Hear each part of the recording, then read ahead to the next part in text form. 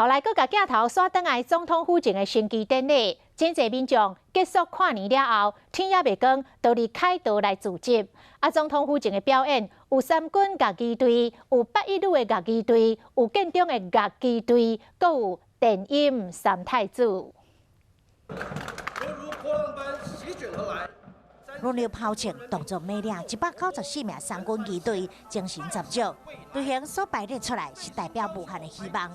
元旦升旗典礼表演透早5点伫凯道登场，仪队表演那只有国军。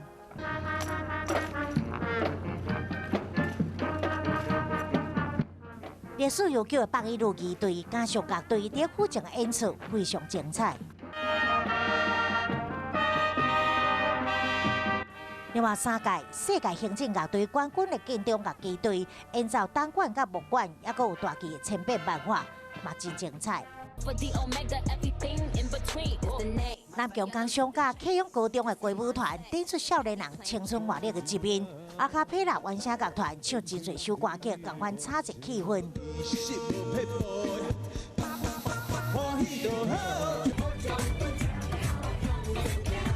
电影三太子若伫升旗结束了后表演，也佮甲蔡总统击掌。2020年升旗，真侪民众天也未光，就来到凯道，规暝拢无困。跨年我们去西门町附近绕一下后，然后就在这边。现在蛮兴奋，我没有参加过升旗典礼，所以这是第一次参加。